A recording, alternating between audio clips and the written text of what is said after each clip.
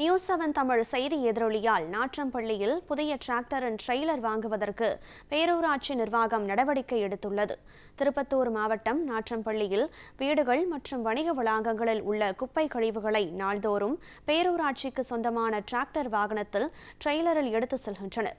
இந்நிலையில் ட்ரெய்லரில் பின்பக்க கதவு இல்லாததால் குப்பை கழிவுகள் வழிநெடுகிலும் கொட்டியவாறு செல்கிறது. இதனால் வாகன ஓட்டிகள் மற்றும் பள்ளிக்கு செல்லும் மாணவர்கள் துர்நாற்றத்துடன் சாலையில் நடந்து செல்லும் அவலநிலை ஏற்பட்டது.